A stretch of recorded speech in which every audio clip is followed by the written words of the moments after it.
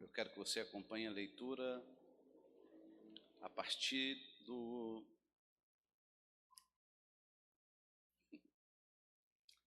verso 17. Isto, portanto, digo, e no Senhor testifico, que não vivam mais como os gentios, que vivem na vaidade dos seus próprios pensamentos, tendo o seu próprio entendimento emburrecidos, separados da vida de Deus, da vida que Deus concede, por causa da ignorância em que vivem pela dureza do seu coração, tendo se tornado insensíveis, eles se entregam à libertinagem para, de forma desenfreada, cometer todo tipo de impureza. Mas não foi assim que vocês aprenderam de Cristo. Se é de fato que ouviram falar dele e nele foram instruídos, segundo é a verdade em Jesus. Quanto à maneira antiga de viver, vocês foram instruídos a deixar de lado a velha natureza que se corrompe segundo o desejo enganoso e se deixar renovar no espírito do entendimento de vocês e se revestir da nova natureza criada segundo Deus em justiça e retidão, procedentes da verdade. Tome o seu assento, por favor. O tema que nos foi proposto nesta noite, ele deve estar bem claro na cabeça dos irmãos, porque o pastor tem nos dado culto de ensino e está falando sobre essa epístola aos Efésios. Na terça passada, nós não tivemos por causa da festividade, lá na sede, mas nós estamos estudando aqui nas terças-feiras e tem sido uma bênção essa epístola. Então é um assunto que está bem fresco em nossas memórias. O tema "Não entristeçais o Espírito Santo", ele é muito sugestivo, mas sempre nós temos uma pergunta em atribuir a um Deus sentimentos que são peculiares ao homem. Dizer que Deus, Jesus e o Espírito Santo, Deus Pai, Deus Filho e Deus Espírito Santo se entristece, é algo que precisa de certa compreensão, porque esses sentimentos são nossos e em Deus não há variação de sentimento. Quando nós olhamos aqui, a pergunta que não quer se calar é: o que nós devemos deixar de fazer para que ele assim então não se entristeça? Ou como é que nós o entristecemos? O que nós estamos fazendo que causa ou que provoque essa tristeza no coração de Deus? Espírito Santo. O Espírito Santo, ele precisa ser reverenciado como um Deus. Às vezes nós tratamos o Espírito Santo como uma força, como alguém que atua quando você precisa de socorro, como alguém que atua em alguns momentos específicos. Não, isso não é verdade. O Espírito Santo, ele é Deus. Há uma trindade, há três pessoas em um único ser: Deus Pai, Deus Filho e Deus Espírito Santo. Então, ao Deus Espírito Santo seja toda a honra, toda a glória, todo o louvor. Aquele que nos leva ao arrependimento, aquele que nos conscientiza do nosso pecado, aquele que trabalha no coração do pecador e o convence da situação que ele está vivendo e que ele precisa mudar de vida, a ele nesta noite seja toda devoção e que haja, se por assim dizer, alegria nele ao perceber que nós estamos em espírito e em verdade aqui nesta noite para adorá-lo. O que devemos abandonar, o que devemos deixar? Paulo está dizendo que quando alguém torna-se cristão, tem que se despojar-se de algumas coisas. Ninguém que aceita Cristo como Salvador, ele pode continuar da mesma maneira que ele estava. Ninguém que entregou a sua vida para ser dirigida e conduzida por esse Espírito, pode continuar da mesma maneira que estava. Outrora, Paulo vai dizer que nós estávamos em trevas, mas agora nós somos filhos da luz, pertencentes da luz, e habita em nós um Espírito Santo.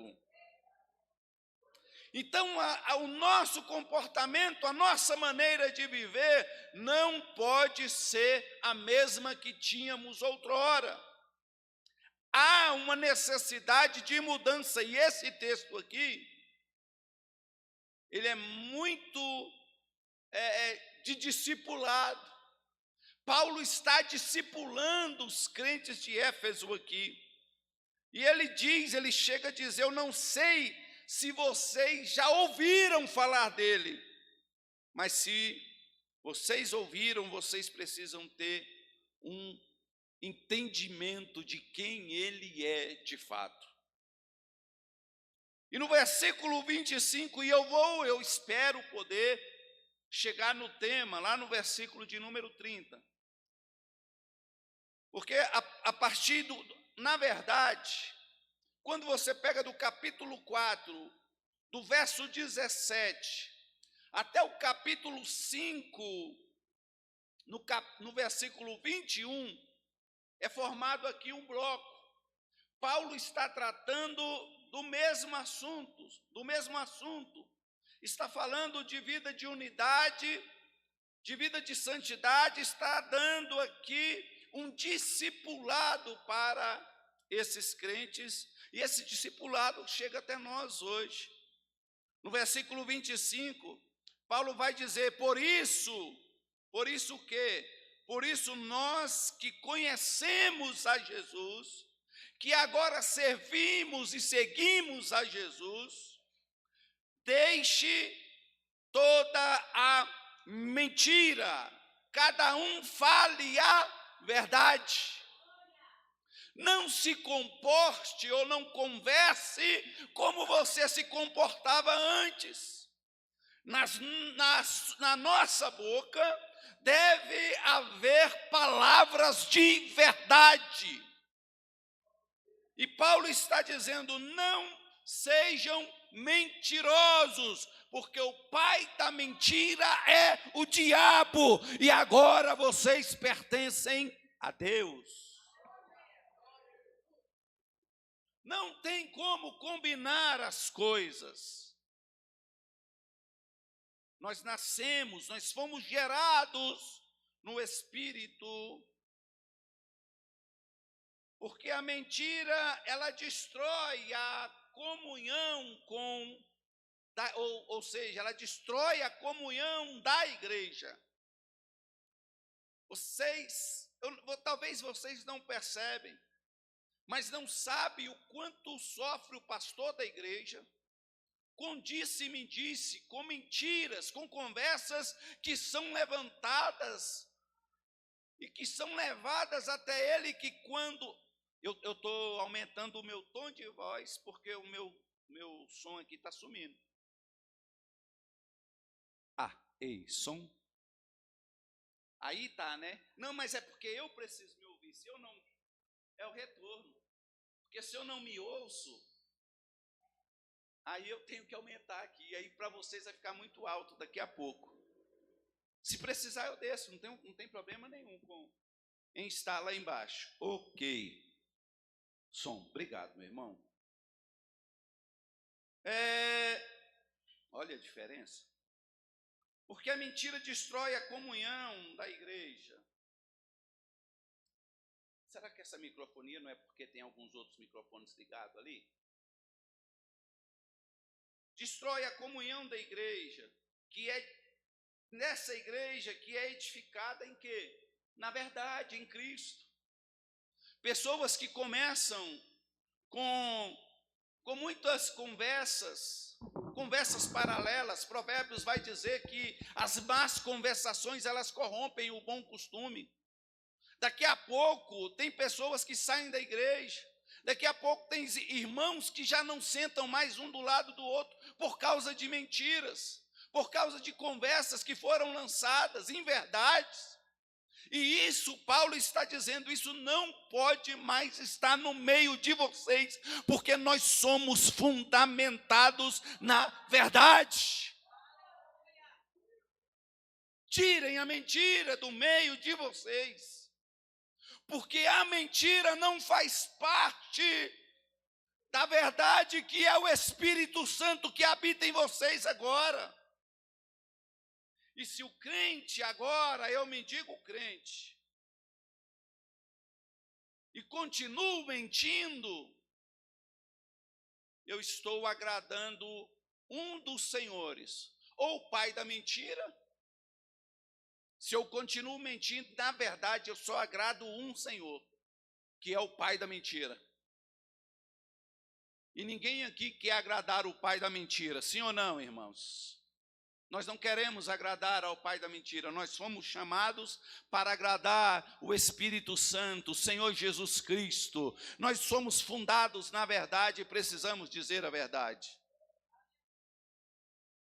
Verdade dói, mas sara. Mas sara, pastor. E quando sara, a pessoa está bem, consegue movimentar, consegue abraçar, consegue cumprimentar, consegue sentar do lado, mas a mentira afasta, a mentira destrói, a comunhão ela é rompida. Então Paulo está nos advertindo, se você não quer entristecer o Espírito Santo, não seja um mentiroso ou uma mentirosa. Elimine a mentira. Por isso, deixando a mentira, que cada um, no versículo 25, fale a verdade com o seu próximo. Esta palavra, falar a verdade, ela está relacionada a muitas outras coisas. A mentira subverte a comunhão, enquanto a verdade fortalece. As pessoas estão tentando vestir a mentira de verdade. Estão chamando a muitos para irem para a igreja, dizendo que se você estiver na igreja, apenas na igreja, você está salvo. Você pode estar sendo salvo de muitas coisas lá fora, mas não é a salvação que implica a ida ao encontro do Salvador. A mentira, ela é mentira, ainda que ela se pareça com verdade. E tem gente que mente tanto, que ele já acredita na mentira. Ele conta uma mentira como se fosse verdade. E o pior de tudo é que tem pessoas que, quando falam alguma coisa, a gente já não confia. Porque a fama de mentiroso ou mentirosa chegou na frente dele. E a gente, quando está na frente de algum trabalho e aí alguém diz, eu vou para a igreja fulano de tal. E o pastor não rejeita, as portas da igreja não podem ser fechadas para ninguém. Mas a fama daquela pessoa chegou há muito tempo. E tem pessoas que o pastor ora, não estou falando o nosso pastor, mas que quando à frente do trabalho o pastor ora e diz assim, Senhor, se for possível, passa de mim esse cálice. Leva esse mentiroso para lá, essa mentirosa para lá. Porque traz danos à igreja. Mas se tiver alguém aqui com essa fraqueza, com esse mal, você está no lugar certo e Jesus pode te libertar desse mal. Se há tanta falsidade, por que mentira? A gente usa a palavra mentira ou mentiroso, mas na verdade a palavra é falsidade. A palavra é falsidade, porque não existe verdade nenhuma em falsidade. E se há tanta falsidade no mundo, deve-se mais ao descuido da verdade que à mentira intencional. Se nós deixarmos de falar a verdade, de pregar a verdade, a mentira, ela vai ganhar terreno e vai crescer, vai ser sendo semeada. Porque a ausência de verdade dá espaço para a mentira. Mas a verdade é que é Cristo ocupará os nossos corações e vai fazer com que nós sejamos uma bênção na casa do Senhor.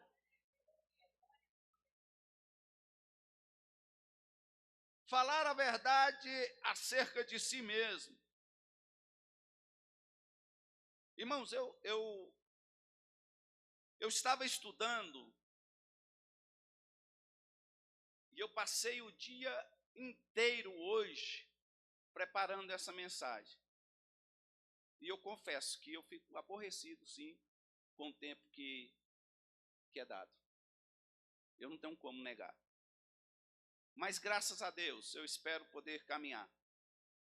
E eu, então, tomei, lendo, estudando isso aqui o dia todo. Eu chamei a Luísa hoje, lá no quarto, ela estava lá na sala, eu estava estudando, e eu a chamei e pedi perdão por muitas coisas. Porque nós precisamos falar a verdade acerca de nós mesmos. Então, eu a chamei e nós conversamos acerca de algumas coisas. E nós cremos na vitória em nossas vidas em nome de Jesus. É necessário porque falar sobre isso aqui, a verdade, porque muitas vezes nós tomamos e queremos passar para as pessoas a ideia de que somos santos e que somos perfeitos, uma verdade exterior, mas o interior do nosso coração só eu e Deus que conhece. O interior, o nosso coração, pastor, é só Deus e nós quem conhecemos. E eu senti necessidade de conversar com ela hoje. Eu falei, olha, me perdoa. Eu não sei a situação e por que eu estou trazendo isso aqui, porque de fato há uma necessidade de nós chegarmos e conversarmos, independente, eu não sei qual é o assunto, o que está acontecendo, mas chegue, conversa, peça perdão, exponha a sua fraqueza, exponha a sua falha, procure consertar para que vocês possam continuar andando juntos, porque um relacionamento, um casamento, ele é baseado na verdade. E a mentira não pode permanecer, a falsidade não pode permanecer no meio da igreja e nem no meio da família, porque se a família vai mal, a igreja vai mal. Então nós precisamos resolver algumas coisas. Fale a verdade acerca de si mesmo. Não podemos ser como o fariseu que estava ao templo e se colocava de pé, dando graças a Deus, porque eu não sou como esses outros homens. Essa não deve ser a nossa oração. Eu não posso olhar para ninguém dentro da igreja e orar a Deus, fazer uma oração como essa. Graças a Deus que eu não sou como esse homem, que eu não sou como esta pessoa. Porque esse tipo de oração magoa, machuca. Esse tipo de oração coloca pessoas para fora. Esse tipo de oração, ela é respaldada com ódio, com arrogância, com orgulho. São tudo coisas que entristecem o Espírito de Deus. Mas nós precisamos ter nas nossas orações palavras de perdão, palavras que incentivam, palavras que encorajam, palavras que nos fortalecem e são palavras de verdade.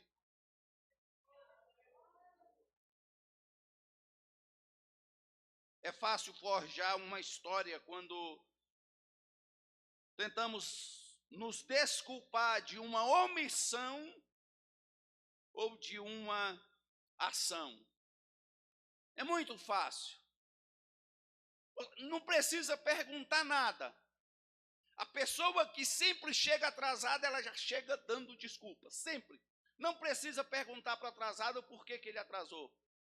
A gente pergunta para quem não atrasa. Houve alguma coisa? Porque eu sei que você chega na hora. Eu sei que você está aqui todo dia cedo, no horário, você não se atrasa. O que aconteceu? Mas para o atrasado ele já chegou, pastor, não deu para chegar no horário. Mas todo o culto é a mesma coisa. O atrasado tenta justificar a sua ação. Então seja verdadeiro. E diga, eu sou atrasado, mas eu vou me consertar e vou resolver essa situação. A segunda palavra aqui no versículo 26, que aparece aqui, é a palavra ira. Fiquem irados e não pequem. A ira egoísta, apaixonada, indisciplinada, descontrolada, ela é pecaminosa.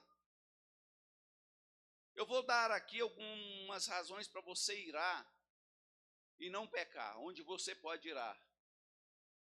Eu não sei se você consegue, mas se você conseguir, eu vou te dar um caminho aqui. Porque a nossa ira, dificilmente ela é baseada na justiça. Você ira quando um carro passa e te dá uma fechada. Você ira quando um carro passa, está no tempo de chuva, passa e joga lama na sua roupa. O crente até fala assim, ô filho de Jeová, mas Deus sabe o que você queria, lá no seu coração, o que você está pensando. Então, o que nos ira é quando alguém pisa no nosso pé e a gente fala, se eu não fosse crente. Irmãos, não são atitudes que são impelidas pelo Espírito Santo de Deus. Então, nós só vamos conseguir não entristecer o Espírito Santo quando nós começarmos a dar ouvidos ao que Ele está falando. Por isso, quando João tem uma revelação lá no Apocalipse, ele sempre diz o seguinte: quem tem ouvidos, ouça o que o Espírito diz às igrejas.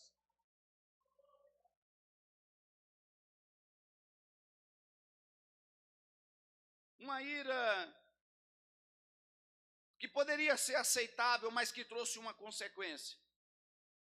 Moisés, contra a idolatria. Essa ira é uma ira justa, mas cuidado, porque contra a idolatria, você pode está chutando a imagem de um santo em cima do altar, que nem é lugar dele aqui na nossa igreja. Ou você pode estar com as tábuas dos mandamentos que o Senhor te entregou e quebrá-las. O motivo da ira é justo. Por que você está irado, Moisés? Estou irado porque estão com idolatria na presença do Senhor. O que você vai fazer? Vou quebrar o que Deus me deu. Olha só. E foi uma das mensagens que foi pregada lá no Congresso dos Jovens e Adolescentes. Então a ira, ela provoca reações. E precisamos ter cuidado. A ira de Lutero contra as indulgências é uma ira justa, ao ponto de ele se levantar e começar um grande movimento. Agora, busque aí as motivações, ou busquemos as motivações da nossa ira. Com que nós temos nos irado? Deus ira, e a ira dele é justa e é santa. Porque Deus não é influenciado pelas nossas motivações. O que motiva a nossa ira é que gera um sentimento pecaminoso. Porque tem hora que dá vontade de falar assim, se eu pudesse eu matava.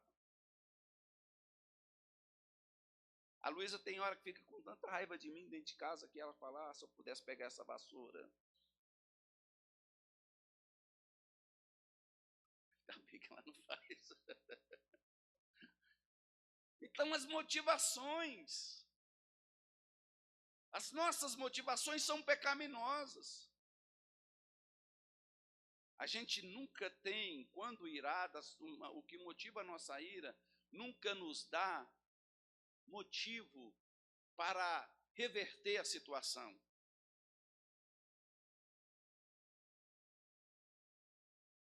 Mas ela dá motivo de nós queremos nos vingar. Quando irado, se nós tomarmos alguma, e esse pensamento já é pecado. Pastor, mas eu só tive vontade de matar, mas eu não matei. Mas você pecou porque você sentiu no seu coração. E você deve sentir que eu desejar que a pessoa seja salva. Se tivesse tempo para nós falarmos de um monte de coisa aqui, viu? Aí no versículo 27, Paulo ele vai falar o seguinte. Deixa só eu mencionar uma coisa ainda aqui sobre a ira. Jesus entra no templo para expulsar os cambistas. Irmãos, os cambistas, eu estava pesquisando um pouco mais a fundo isso aqui. Pessoas que saíam vinham para Jerusalém, para o templo, de muito longe, faziam peregrinações. E algumas dessas pessoas escolhiam o melhor novilho, o melhor bezerro, a melhor pomba. Escolhia sempre o melhor para levar, mas no percurso, esses animais morriam. E o que começaram a fazer? Vamos para a porta do templo e vamos vender ali animais para sacrifício. Então, olha, a partir do ano que vem, você não precisa mais trazer sacrifício. Você pode comprar aqui conosco. Mas sabe o que é pior e o que diz a história? É que você deveria levar, o animal que você levasse para sacrifício, ou ser sacrificado, ele deveria ter a aprovação do sacerdote. Tinha que ter a aprovação do sacerdote ainda. O que os sacerdotes fizeram? Venda animais, bote concorrência. Venda animais já com selo de certificação. Os próprios sacerdotes estavam vendendo animais ou colocaram animais para ser vendido na porta do templo. E como já tinha o selo de certificação, diz o historiador, que esses animais eles eram vendidos 2, 3 vezes mais do valor realmente que valiam. Extorquiam. Extorsão. Então nós precisamos ter esse cuidado, porque Jesus ele irou-se com essa extorsão que estava sendo feita. Ficou com raiva, quebrou tudo. Se Deus odeia o pecado, nós devemos também odiar o pecado. Se Deus odeia o mal, o povo dele também deve odiá-lo. Nós precisamos olhar para o que Deus ama e sermos, no capítulo 5 vai dizer que nós devemos ser imitadores de Cristo. Então, olhemos para o que o Espírito ama e vamos ser imitadores dele, porque desta forma nós não o entristeceremos. No versículo de número 27, ele diz: não dê lugar ao diabo. Pode significar, não deem oportunidade para o diabo. Não deem ao diabo oportunidade de fazer algum mal contra vocês. Uma fissura, uma briga, que não houve reconciliação, uma discussão que ficou em aberto e que não houve um reencontro para que fosse fechada aquela ferida, algo que se quebrou e que quando estava consertando ficaram algumas fissuras, algumas brechas, e quando fica assim, nós estamos dando ao diabo oportunidade de entrar na nossa vida e trabalhar de maneira contrária àquilo que Deus tem preparado para a sua igreja e para o seu povo.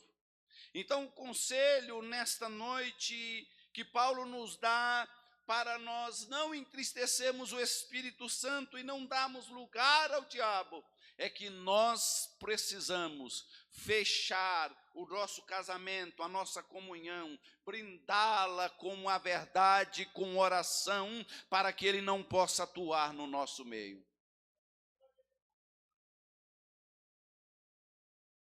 Versículo de número 28. Aquele que roubava, não roube mais. Olha o que Paulo está fazendo aqui, um discipulado.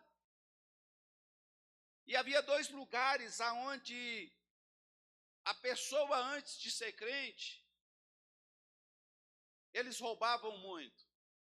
Era no cais e nos banheiros públicos. Na Grécia, eles construíam muitos banheiros públicos, as pessoas iam, eram como clubes. Eles iam, deixavam as suas roupas, seus pertences em determinado lugar. É claro, não tinha um armáriozinho com cadeado, não tinha, ficava ali separado, exposto. E as pessoas entravam muito nesses banheiros públicos no intuito de roubar as roupas e os pertences. Havia pessoas que entravam e não tinham condições de ir embora, porque as suas roupas haviam sido roubadas. Então, Paulo escreve isso aqui e está dizendo, discipulando a igreja em Éfeso e dizendo assim: olha, se você roubava, você não rouba mais. Mas é interessante porque Paulo vai dizer bem assim, ó: pelo contrário, trabalhe fazendo com as próprias mãos o que é bom, para que tenha o que repartir com o necessitado. Meu Deus, isso aqui é muito controverso com o que nós estamos vivendo, a nossa realidade hoje. Porque Paulo não está dizendo assim: sejam trabalhadores honestos, para que possam alcançar uma independência financeira e viver a sua vida ao bel prazer. Paulo não está dizendo isso. Trabalhe honestamente. Mas não é para que você tenha tanto que não sinta falta de nada. Trabalhe honestamente para que você possa ajudar aos que não têm. Você quer alegrar o Espírito Santo e não entristecê-lo? Compartilhe o que Deus tem te dado com aqueles menos favorecidos, com os pobres. E na igreja, não tem ninguém tão pobre que não possa ajudar e ninguém tão rico que não precise de ajuda. Então Deus está e nos dá oportunidades para que possamos alegrar e fazer imitando o Espírito Santo de Deus. Sejam trabalhadores honestos para que possam dar algo aos mais pobres. Aqui há uma nova ideia, um novo ideal. Trabalhar a fim de poder dar. A igreja primitiva, Paulo está dizendo assim, você não está trabalhando para um enriquecimento. O que Deus está te dando com o seu trabalho honesto é para que você, como Deus te dá, você também possa dar a quem não tem. Você já pensou nisso aqui, irmãos? Porque se nós trabalhamos e vivemos com aquela ânsia de ter, de acumular, tem pessoas que morrem sem saber o que tem. Tem pessoas que morrem sem saber, sabendo que não tem nada. Então, Deus deu à igreja essa situação, essa condição. Nenhuma palavra torpe, eu quero finalizar. Nenhuma palavra torpe. E eu estava criticando lá em casa esses dias, eu acho que o pregador tem que falar que está terminando pelo menos umas 10 vezes para terminar a mensagem. Mas eu vou terminar após isso aqui. Nenhuma palavra torpe. A palavra torpe significa peixe podre. Peixe podre. O que tem um mau cheiro e choca os que o ouvem, levando-os a afastar de nós. Sabe o que é isso aqui? Pessoas que falam uma coisa e vivem outra. As pessoas estão sentindo o mau cheiro dessas pessoas. E estão se afastando dessas pessoas. E o Espírito Santo tem se entristecido com essa atitude. Então nós precisamos cheirar bem para o Senhor e para as pessoas que estão nos ouvindo. Esse é o caminho. E tem muito mais coisas que poderiam ser ditas nesse texto. Fique sobre os seus pés, por favor. Esse é o caminho para não entristecermos o Espírito Santo.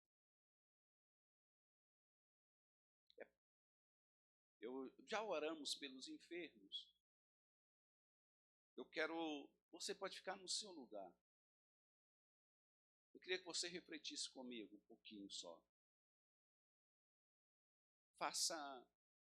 Essa mensagem aqui, Paulo poderia ter colocado nesse texto aqui o que ele colocou lá em Coríntios, acerca da ceia.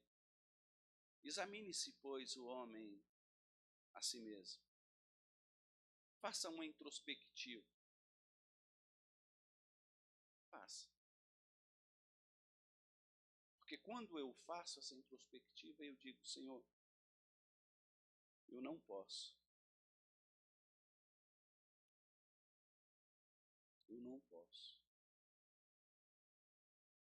E como Paulo, eu posso dizer que talvez seja o principal pecador entre vocês. Porque o bem que muitas vezes eu quero fazer, eu não faço, e quando dou por mim, eu estou fazendo o mal. Então, nessa introspectiva, pergunte a você mesmo, em que eu tenho entristecido o Espírito Santo? É o primeiro dia dessa série de pregações, né? É o primeiro dia. Então, que os próximos dias vocês venham para cá e se em cada culto nós conseguimos tirar um pouco do que entristece o Espírito Santo, entristece a Deus, nós seremos melhores crentes, irmãos. Nós vamos entrar na igreja com outro aspecto, com outro sentimento. Então faça essa pergunta a você agora: em que eu tenho entristecido o Espírito Santo? Porque eu não perdoo? Porque eu não consigo perdoar? Porque de vez em quando eu conto uma mentira?